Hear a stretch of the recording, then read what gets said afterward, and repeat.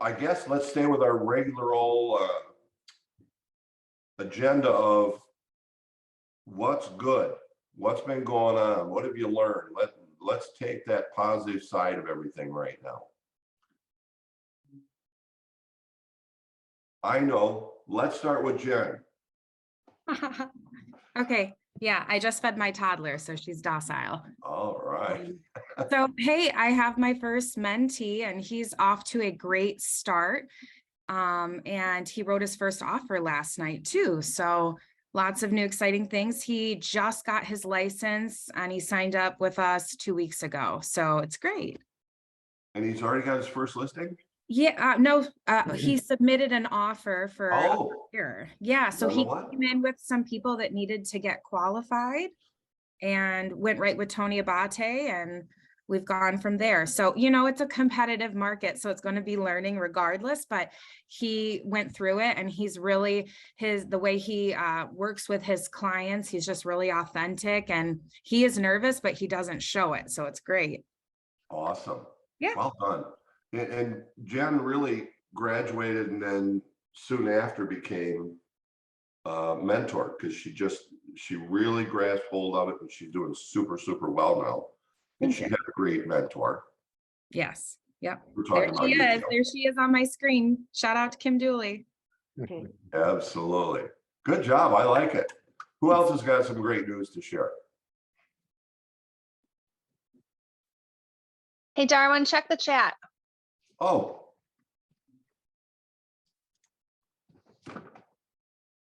Alana, you're off? Why? Wow. Driving to Tennessee. I like that. What? Giving it, Alana, that's awesome. Shout out to my mentee. She got 3 pendings in 24 hours. That's fantastic. Wow, that's awesome. Wow. Wow. Man, that brings it back down to a real simple thing. I talk to people right there. Great job. And thank you for being with us while we're occupying your time. Well, we'll make the drive shorter. Absolutely. Any other great, I mean, those are a couple of great stories right there. Well, that's pretty awesome. Yeah, yeah.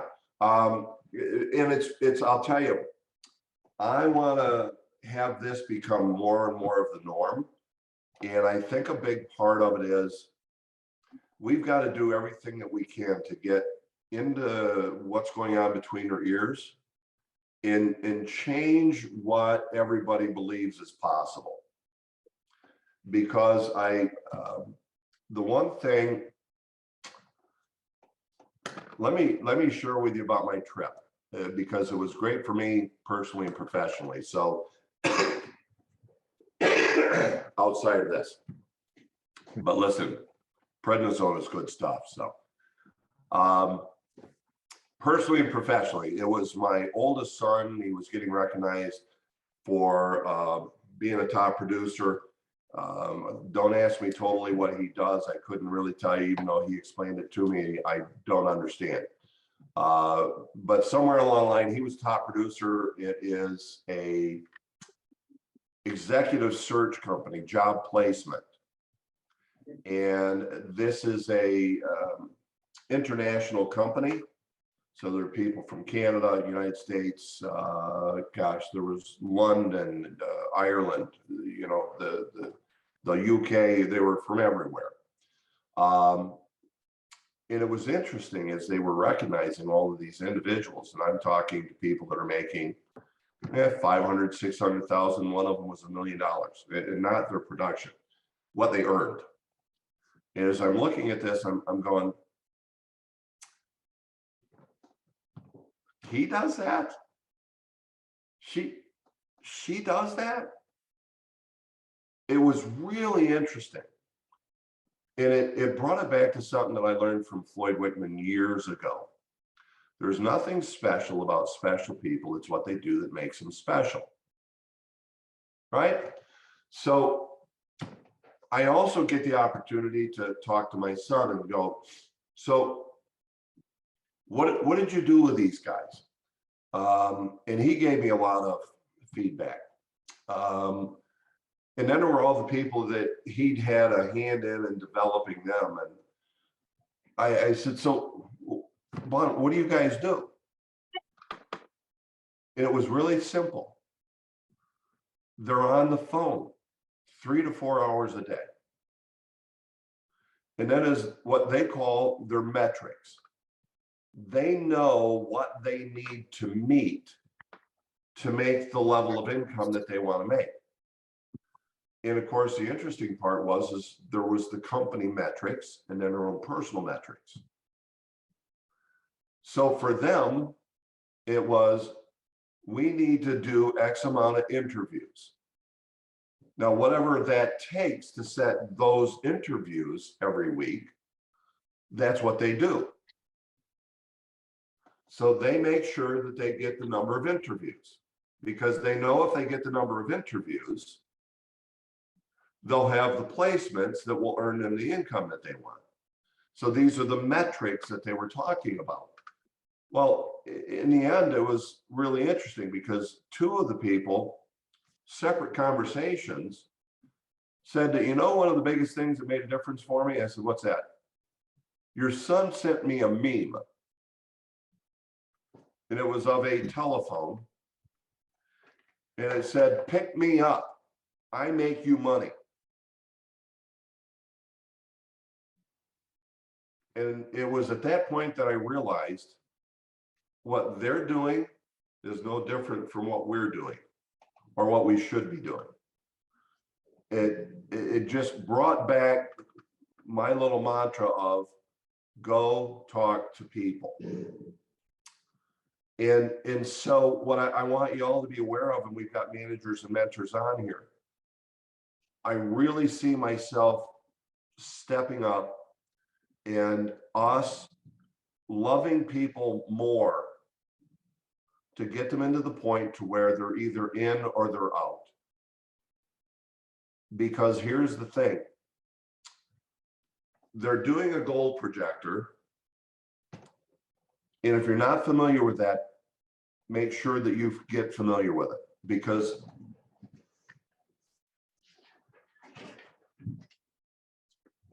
this, and I'll share the 1 week business plan on screen.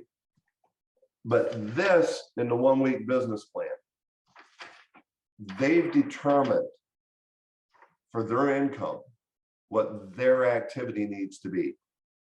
It's on them. So how many conversations are your mentees holding on a weekly basis? Throw some numbers out. Sherry, you're off right now, or you're off mute right now. How many are they making conversations? Any idea?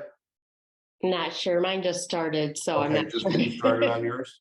Okay, Yeah. I was wondering if that might be it. Anybody else? I don't have a mentee right now, but I'll tell you, I got a little bit of an edge by having the real estate instructor that I did. So it was Tim Green.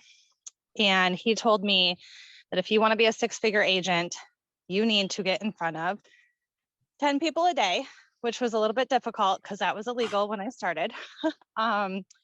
So he said, if you don't get in front of 10 people a day, that you have to go like preview that many houses. So obviously when we couldn't be nose to nose, toes to toes, I called. So that was always my goal, 10 people a day, 5 days a week. If I had a stupid, crazy, busy day where everything was back to back from 8 o'clock in the morning till 8 o'clock at night, I guess I had 20 people to talk to the next day. I had to make it up. So he told that was his thing. And I guess that was in my mind before I ever even got to the brokerage was I got to talk to 10 people a day.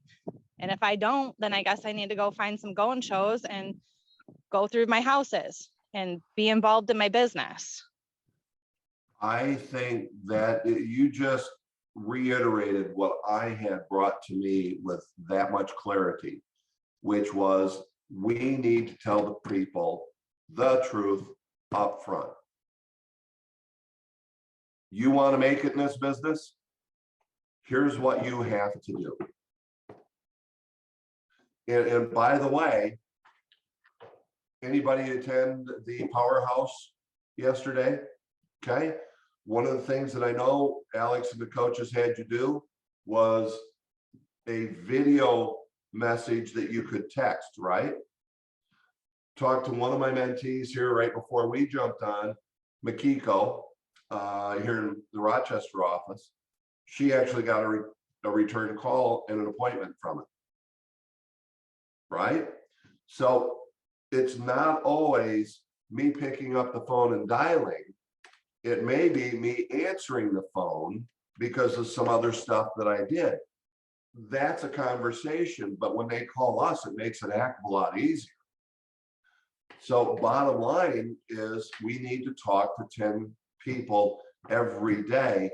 And by the way, if they want to make a 6-figure income, it might be more than 10. Because how many days a week are they working?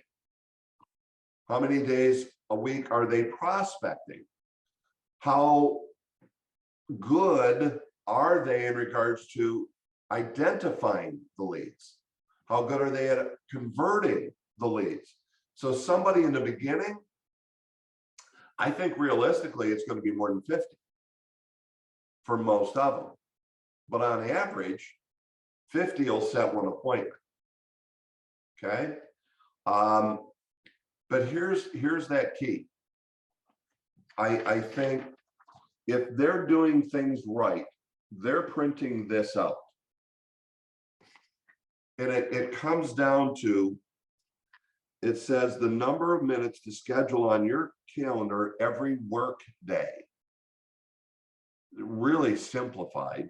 Otherwise, you said you were going to work prospecting 5 days, or you're going to work at 4 days or whatever it is.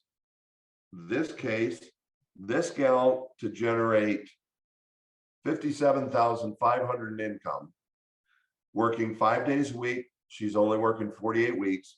Here's what she and I know. She needs to schedule 100 minutes, 5 days a week. Basically what I told her is, well, go 2 hours, just schedule 2 hours. If you get it done less, great. But you need to talk to 10 people within those 2 hours, 5 days a week. That's 50 a week. As her manager slash coach slash mentor,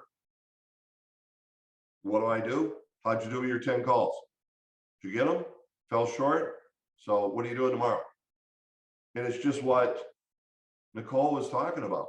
I only got 8, but I got to go. Great. So tomorrow you got 12. If we know the metrics, if we know the numbers, they can do that. Okay. But it literally will spell it out.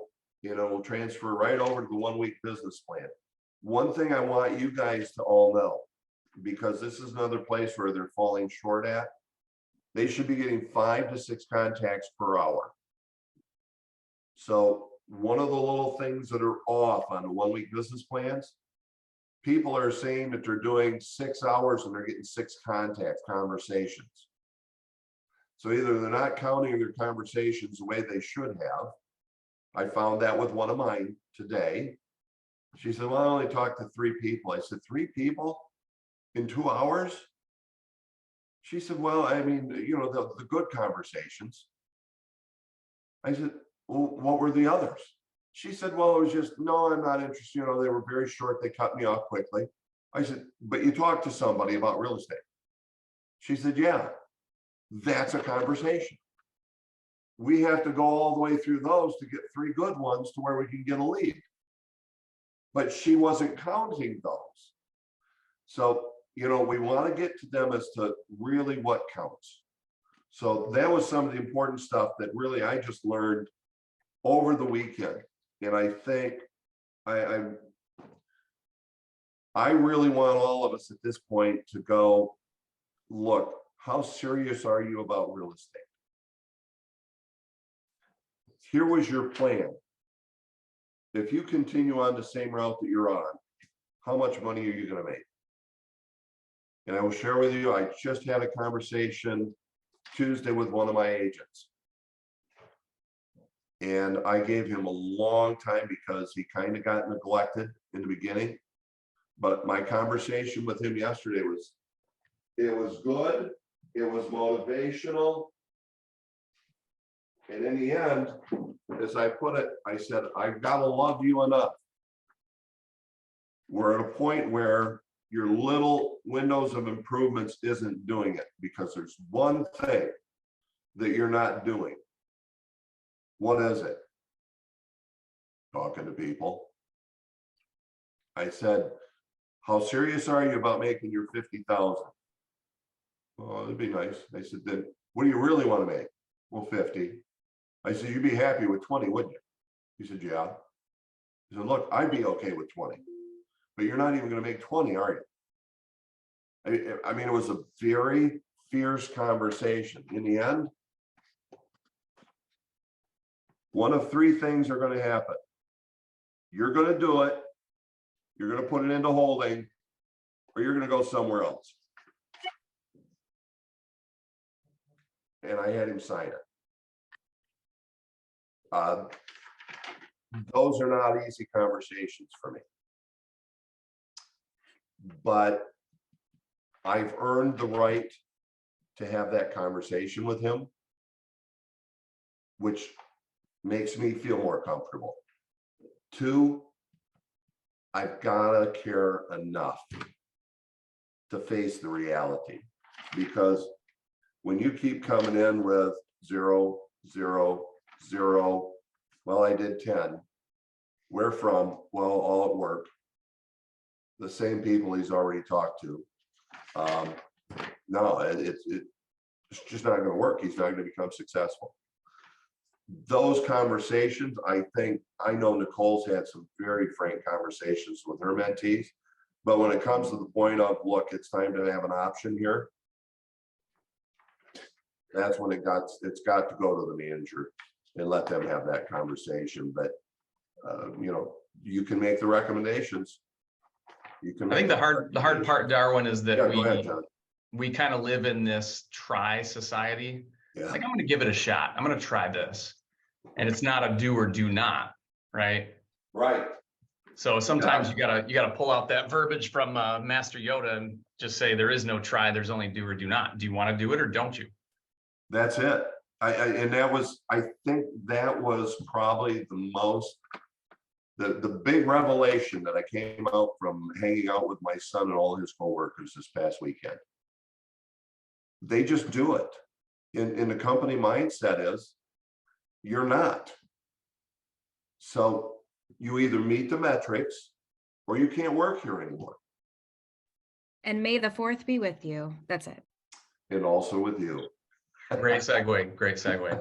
I love it. I love it. So, hey, that was some deep conversation. Anything else we want to keep going on with that? Hey, Darwin, I have a quick comment. I love it. Go with it, Caroline. Sorry, I'm just trying to listen here in the background.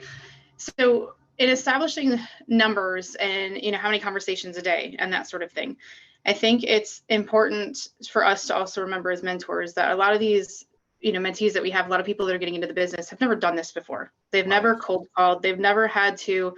I know it's still uncomfortable for me to do. You know, if you tell me to contact 10 people a day, I still go, ugh, because I don't want to do it. I was at Top Producers yesterday. I did it. It took me an hour. I got 10 people. You know, it doesn't take that long, but these people have never done it, right? They've never been through this process. So I think a lot of our job is, as a mentor also, is like you say, you know, do you want to make 100,000 or do you want to make 50,000? Do you make 25,000? What is it their goal is?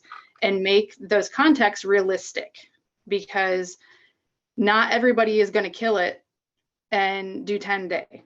Some people want to make $20,000 because they want to go on vacation. Some people have different reasons they're in the business. So I feel like, you know, getting with them in a realistic number and sitting down with them maybe the first time and going, okay, we're going to sit here till we can get 10 contacts. Let's see how long it takes us. Or we're going to sit here till we get 5 contacts, or whatever that realistic number is for them, so that they know in their mind that they can actually accomplish it. Because I think it's very overwhelming at first. And I know when I do those things, like if I add them on, and say, okay, well, I didn't get my 10 today. So I was short 2. So tomorrow I got to do 12. I'm not going to call tomorrow because 12 is unrealistic to me. I already know in the back of my head, I can't accomplish it. Yeah. So we need to make sure we're not like piling on, because then it makes it even worse. Well, the real key is it's their goals. And I think, Caroline, that's what I hear you really reiterating. So I don't want to tell people it's 10 a day. I want to tell them what their number is. For them to make what they want, here's your number. This is your plan. And so whatever they choose, matter of fact, if we brought them in, they probably want to make enough money to where, as a company, we're going to get our minimum. They're going to reach their cap, right? So, but we want people that are serious about making money. So if they say, I want to make 20,000, and the manager decided that they're a quality individual and they bring them in, then great. Let's show them how to make 20,000. And we would then, this is why the goal projector is one of the first things that they do once the licenses arrive and they're in to Dash. It's the goal projector. There's another reason that, I'm going to share screen here, as you can see. I think I've got the right one. Yeah. These 100 dreams. It's There you go. It's not what we want. It's what they want. It's what's going to cause them to do what they said they want to do, to make what they want to make. Because now I can bring it back to, here's this list of everything that you said that you wanted to do. And this person would be wonderful. I mean, wow. And by the way, this is a dual career person who's doing very, very well. And why? Because she knows what she wants. And then just to show one of her reports, Ariel's actually out of Port Huron. She is a Frito-Lay rep. She delivers potato chips. But she's already got things going. So there's what her plan was and what she's doing. But even then, look, interview set, contract signed. She's my kind of dual career person. She knows what she wants. So the big key is get that goal projector in place and get these to line up. So that's what we did with her today, is to make sure that she looks at the goal projector and that goes over. A lot of her contacts are while she's out on her route, because these people that she talks to are sphere of influence. So it's a great example of what Caroline is talking about, because am I going to slap her hand because she only did 1 day of prospecting when she planned 3? No. And the reason being is she exceeded the number of people or number of conversations she had. Now I go, wow, so what do you think we could do? It's never a slap of the hand, it's what happened. So what do we do to be able to overcome that? And oh, by the way, some people have to adjust their goals, because what Caroline was talking about, it was unrealistic.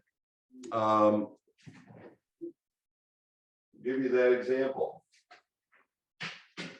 Oh, Rebecca's. I should have pulled this up. So here's Rebecca's.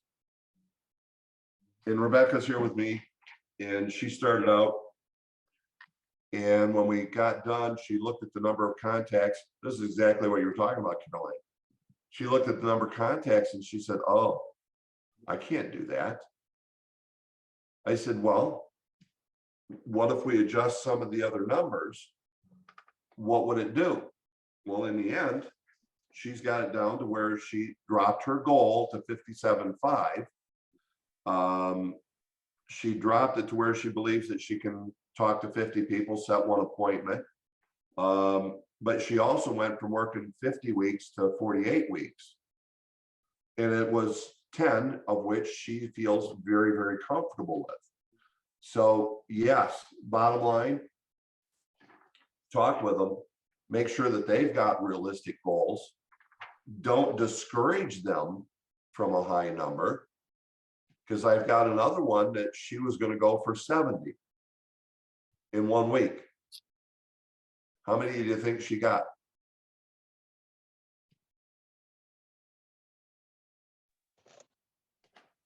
It was like, wow, what got in the way? In this case, I call it a reasonable excuse, but it's priorities. Her son was sick for all 5 days.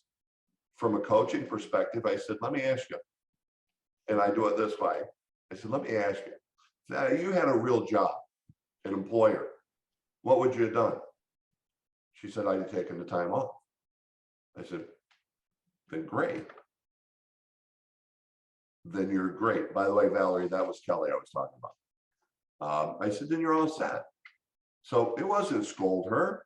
That's one of the reasons that we get into real estate. And as long as we don't well, if we don't abuse the freedom and flexibility, everything else falls right into place. So she did what she had to do, and that was great because that means real estate's working for her. We just got to make sure that we can keep her level of income up there. Okay. Don't allow them to use too many reasonable excuses would be a great way to put it. That's so I'm just going to add on to that. Yeah. So that's what I think is so cool about this business is that you can get from point A to point B multitude of different ways. So like Aaron and I, we built our business for free on social media. When I sat in my office yesterday, I looked over our top 3 agents. 2 of them are my mentees. And like, that was honestly cooler than me being on the board ever because they did it different. So Adam cringed at social media. And I said, listen, buddy, you don't have to do it the way that I did it. I'm telling you what I did. Now you're going to get ideas of how you're going to make it work for you. You're a dude, I'm a chick, we're different. I can do things that you can't do and vice versa. So then he went through and he did leads. Leads would drive me bonkers. 10 cold calls, hell no. I do attraction via promotion. So if somebody called me because of one of my Facebook posts or they message me, that's a contact. So I'm not sitting there dialing, but I do it different. And it might be different markets and, you know, whatever the case is, but I guess I don't tell my mentees what to do. I do not give them advice. I tell them what I did. And I tell them what other people do. So that way they can see, okay, Alex and Darwin do things this way. Nicole does this thing, does her business this way. Vanda does her business that way. And they can kind of take the best and leave the rest and figure out what's going to work for them. Because like take Alex and I, we're totally different people. What would work for him and his business would not work for me, and then vice versa. I get business because I nurture. He gets business because he takes care of business. It's 2 different ways to do it. It doesn't make one right or wrong, but it does have to match you and what you're doing. And it just goes back to Mount Everest. Nobody could climb Mount Everest. Then somebody climbed Mount Everest. Now people go climb Mount Everest all the time. It's no big deal. I mean, it is, but you see what I'm saying? Yeah, I think you're right on target because again, it's the assumptions that we're making that like on Rebecca's, it's 10. But the longer we're in the business, the more leads we establish, that talk to 50 to get one might be 25 to get one. I was talking to Alex when he first came back with me. I said, where are you at? He says, I can walk in the office, talk to 10, 15 people and set an appointment. It changes everything. Who are you talking with? What are your skills? But it's, you know, again, let it build their numbers. And again, to take what Nicole was talking about, there's 2 ways. Go to them or do things that get them to come to you. It's really simple. Stephanie, hers is relationship built, right? And it took a long time, but even then, for you, what was it that finally made it pop?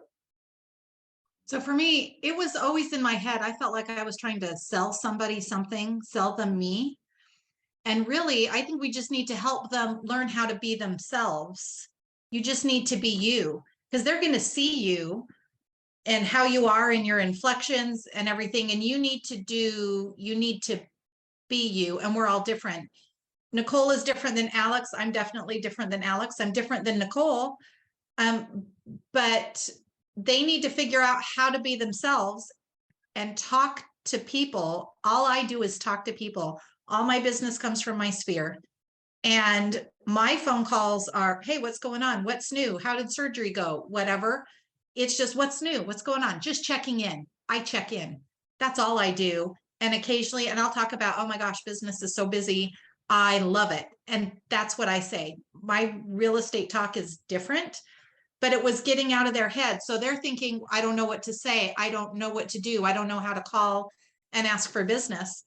For me, I just call and check in with people and it naturally comes up in the conversation. They just have to be themselves, because people will do business with those they feel comfortable with, they like, and they trust, right? Mm-hmm. They just have to be themselves. So what is myself? I just had to get out of the sales brain. Oh, I need to sell. I need to sell. When I approached it from a different point of view and that confidence came, that's when everything went crazy for me. That's when I got it. I'm just me.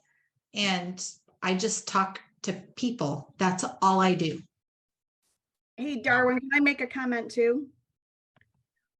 We were, yesterday, we were at Power Producers, and Katrina Ball is the queen of this, right? And I think even myself sometimes, like in the beginning, I've thought, oh, I have to ask, who do you know that is, looking to buy or sell a house? Because we've been taught that as well, right? But Karina yesterday was saying that the key to her business is the fact that she checks in, just like Stephanie. She calls and asks them, hey, how are you doing? How was your surgery? How are the kids? How's the new grandbaby, right? And she does things very strategically.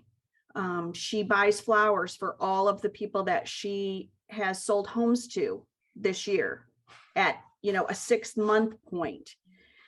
So I think there's, those directions as well. And everybody is different. And I really think it's important, yes, to make sure the goals are realistic, but by the same token, give these, especially brand new people, encouragement, because it is very overwhelming in the beginning, right, Jen? It's very much, even for me, I've only been in the business 4 years, right? I don't have a 20-year business like everybody else does. And I think it's really important that we, yes, set expectations, but along the way also give that, you can do this. I did this. Just keep talking to people, keep making those phone calls and starting them out really early in hard knocks, or like we did yesterday, where they get comfortable with falling on their face, I guess is the best way to make it, right? Yeah. Yep. And I have something I want to add too. Yeah, Ed, go for it. When I'm, working with the mentees, one of the things that I try to make sure that they have in the back of their head is when they're having these conversations, don't announce, yeah, I'm a brand new agent, just state that I'm a licensed agent in the state of Michigan and I'm ready to do business and I've got a team of, great support, so that their confidence is already boosted by how they're describing themselves. I'm having that conversation. Yeah, I'm a brand new agent is not a good motivator for a client. I'm just going to say. Yeah. Matter of fact, we got to give them the verbiage that I've recently joined Century 21. I just recently joined Coldwell Banker. It doesn't need to be that I've started a new career. That's saying, hi, I'm brand new at this. So yeah, you're absolutely right. I'll tell you a couple of revelations that hit some of the mentees. One was, it's not about me, it's about them. So as Rebecca was talking to one of her neighbors, it was up front, yeah, I got your letter, but no, we're not interested in doing anything. And Rebecca said, well, you know, I can appreciate that, no problem. Say, listen, I noticed you've been doing a lot of stuff with the garden. It proceeded to go for about an hour in regards to this call, because Rebecca was truly interested in what this gal's doing and how her yard looks the way that it does. At the end of the phone call, it was, hey, listen, you know what? Me and such really, this is not going to be a long-term relationship. I got to get out of here. So I'm probably going to have to find a place to buy. So here's this person up front holding the cards right here that knows, oh, you can't see what I've got. And because she turned it, and no longer was about it, Rebecca as a salesperson, but she built this relationship, built the trust, and the gal laid the cards right out in front of her. And so Rebecca had that revelation that I can't make it about me. So it's what you guys were just saying. Just call and talk to people, let the conversation go where it will, but talk to people, and just, it's about them. Let real estate come up even. So that's a great one. Yeah, Nicole put it out here. If you guys saw that, our clients need someone to take care of them. We have a service to offer. It's a mindset. I also love the aspect that, yeah, fail and fail faster. Fail a lot and fail faster. The faster you fail, the more you fail, the more successful you'll become. There really is a lot that we have to work on in between our ears. And Kim, I might even know, I don't know which one of you brought it up.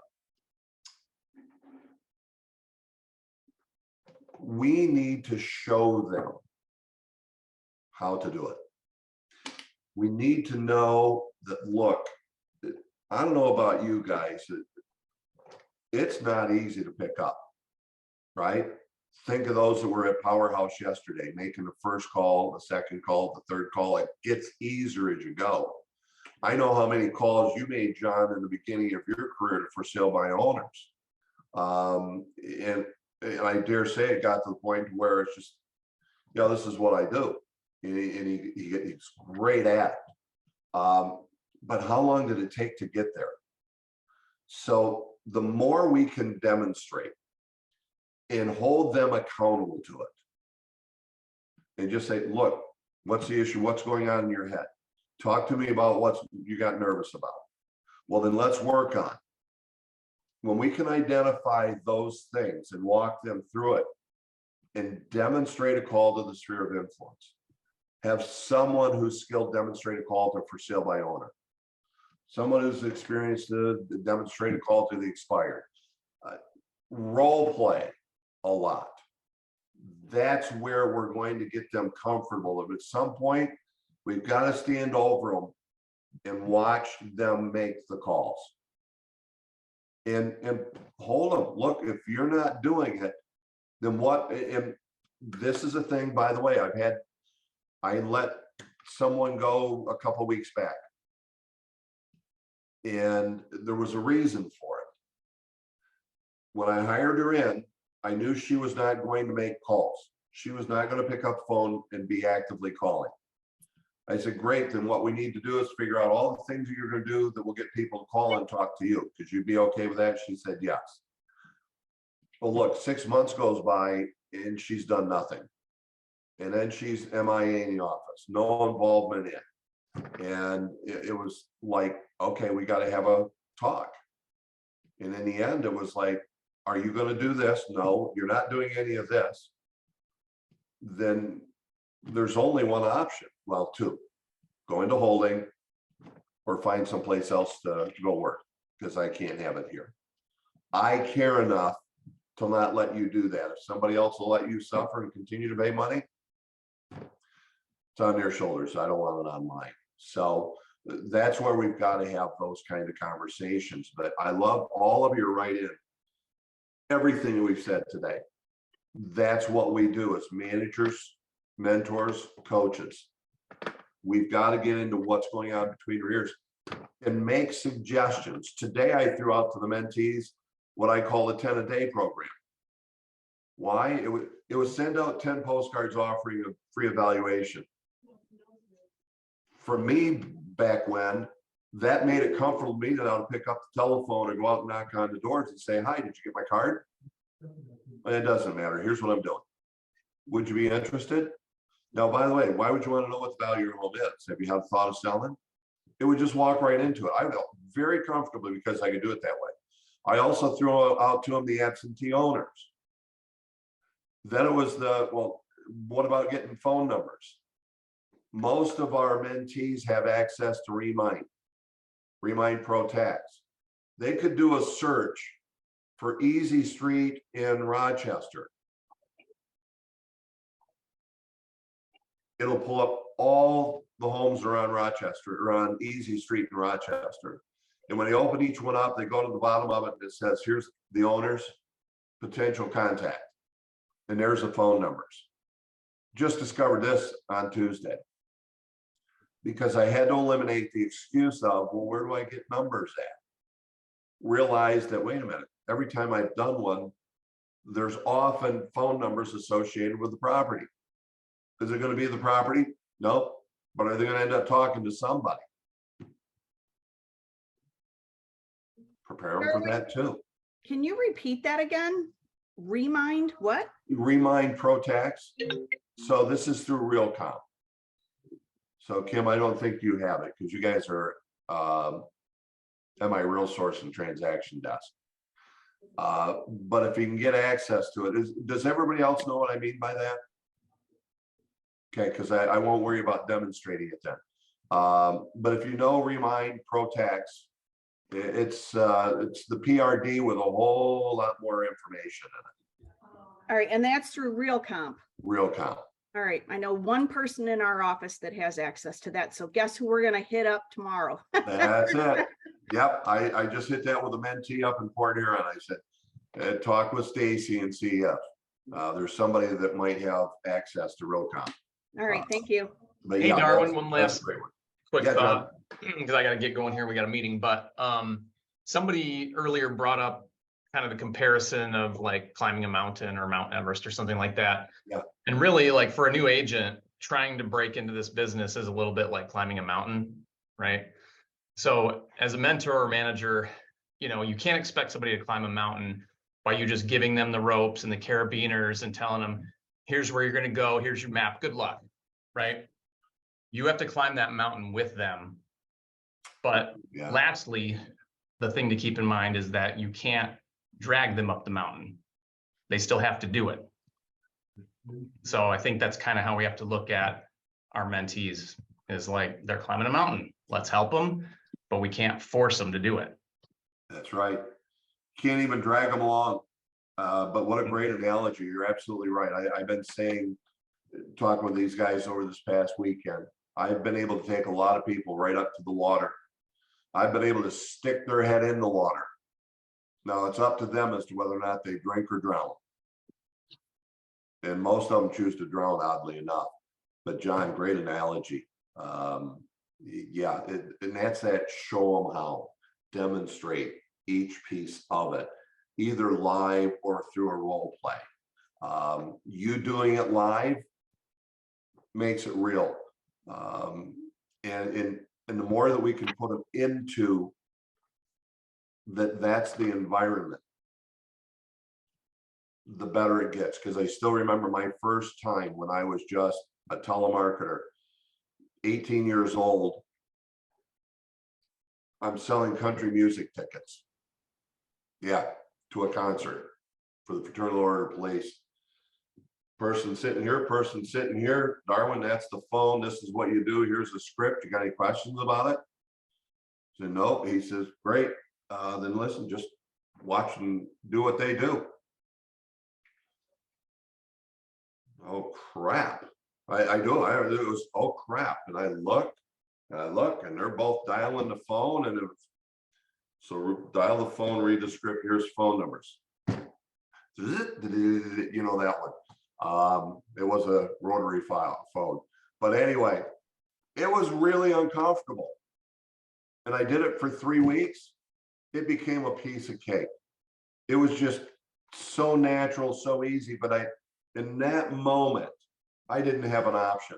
And the reason I didn't have an option is because they were over there. I had demonstration, I had a script, I had the phone numbers, I had no excuses. My head was in the water and I had a choice, drink or drown. I drank. We got a couple minutes. One thing I'd like to ask of you guys, open conversation, Frank, regarding speedboard. Knowing what you know of it, what adjustments would you make to it? If you were in control, what would you make adjustments to it? Mentors don't really do anything with speedboard anymore. The managers do. So I think that's going to be something geared towards maybe something to bring up in a manager meeting. Yeah, no, I'm meeting with the last group tomorrow, but I want you guys to be aware of it and what it should do. But yeah, I guess just from any feedback or input that your mentees may have given you, anything? So I'll just throw this out here. So like Adam Sinclair, so he did speedboard and then he was given to me. Well, he got to me in June, and he started taking off immediately. I think it needs to be incorporated. Like, I'm a huge fan of, hey, I'm climbing the mountain, hook on to me, come watch me. Or like, have you guys you watch HGTV and you get super inspired, you think you can do all the things because you just watched them do all the things, and then you kind of flat on your face. And I feel like by having them job shadow, they see you climbing the mountain, they see you getting it done. They're picking up things that you would never even know to speak to them, like how I save my contacts to stay organized. So just little pieces of the business that help you win and help you like be faster at doing stuff, because Hey, Nicole, time is of the essence. I love this. How or what do you say to your mentee to get them to tag along? Well, with Erin, she was like, yeah, I'll be in the office. And she didn't come in. And I called her up. I go, I just nailed a FSBO and you totally missed it. So FOMO, fear of missing out. That's how you get them in. And then I just said, like, dude, you're a single, like you're a mom, like you've got this goal. This is what you were making at the bank. And I pull up my numbers. Like I just show full transparency of, what I had made at that point, which was 2 or 3 times what she had made at the bank. And I guess that was kind of inspiring. And then I just said, listen, give me 2 weeks. By the way, tomorrow I'm going to clean up a yard and it's going to be dirty. So like, do you want to go? Because this is the part of real estate that nobody shows you. Everybody thinks that realtors, it's glamorous and you just make $1 million and da da da da da da da. And like my mentor, shout out to Lisa Wiltsey, she's like, hey, you might clean up chicken poop on the back porch. So we had a 12-hour day, her very first day with me, and we incorporated speedboard. But like Jeremy would be like, yeah, we're supposed to sit down and do speedboard at 11, but Nicole's got a listing appointment. No, go do that, because you're going to get more out of that listing appointment. And honestly, that particular listing appointment, I fell flat on my face because like Jen, I was a newbie and I was like, boy, this is a blind leading the blind. What is Jeremy thinking? But there's that momentum and you remember more things when you're new. Like there's things that I don't always remember now that I did a year ago. So anyways, I just think that job shadow needs to start immediately, because the delay of launching, I think, leads to the failure to launch. I love it. You're awesome. Yeah, it really is. Save yourself showing them everything on their time. Show them on your time that they have to follow you. And if you're running into troubles with that kind of stuff, let the manager know. You know, listen, you don't make money off of these guys until they make money. And that's why I'm getting to the point where I'm saying I'm going to be managers myself. I got to care enough to have these kind of conversations to where I'm here. I had another one, MIA. The gal never even called me back 4 times. 2 phone calls, text message, email. Call me. I want to look at your business. Never heard from her. Return the license. I just thought of one more thing. So, you know how earlier we were talking about like we have to inspire them? When Erin followed me around, she saw how much I cared about my people, the extras that I do for them, why they should hire me, and the true value of the service and the protection that we offer these people. Yes. So then she saw the value and, oh my gosh, I have to call this for sale by owner because I have to save them because they're gonna save $10,000, but they're gonna spend 20. So they got to be able to see it, visualize it. You can preach at them, you can talk at them all day long. And that's why I kind of told Lisa and Jeremy, I said, you know, I might not be the right mentor for a dual career. Right. But give me somebody that, you know, wants to go 100 miles per hour. And that's probably going to be the better match because I want people to also be able to come in the business. And if they just want to do it part-time, you know, whatever, then fine. And the great news is that unlike most offices where your agents are doing stuff part-time, they can come to us that are in the business constantly and have that same level of knowledge, even though they're not in the business constantly. Right. But anyways, I really think that's the secret sauce is getting them to follow you. Now, with that being said, Adam could not. He has 3 under the age of 3. He has the odds completely stacked against him. And like I said, he did things different. But for him, he came into my office and he said, I want to make this much money. And I said, okay, then this is what you have to sell. This is what you have to do.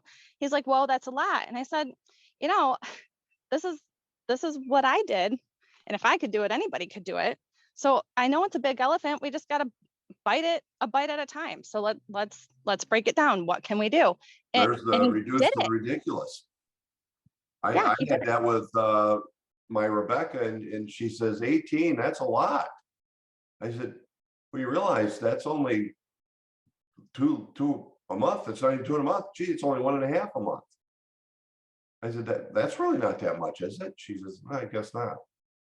But the number was more than what she had even thought was possible. I want to throw one last thing to you. Nicole, thank you for all of that, because you're right on with it. Just want to make sure everybody knows that with this coming Tuesday's Hot Topic Deep Dive, it's with this John Reyes. He was at the Century 21 convention down in Orlando. And I've been able to procure him for this Tuesday. But know that you have to actually go. I sent out another promotion today, but you have to go through that invitation to Eventbrite and sign up for that event through this. And it's so because he has to host it, we can't use our normal Zoom, but it will be a Zoom event, but you have to do it. So if you're not going to be at the office, make sure that you do this in advance so that you get your free ticket to be able to attend. It gives you the link to be able to log in for that day. Okay. Anything else anybody's got? I appreciate you all. Thank you for what you do. I see blue skies and puffy white clouds still. So hopefully business is right and we can go out and enjoy it. And by the way, Caroline nailed it too. I don't know if everybody saw that. We don't mentor to make money. We want our mentees to succeed. And somebody alluded to it earlier, but Nicole, that aspect, when I saw my people up on the board and they're up toward the top of our office, yeah, that's why we do what we do. Absolutely. So Thank you, guys. I appreciate y'all. See you in a month or whenever we see each other. We'll see you back here in this format and another one. Bye, guys. Bye.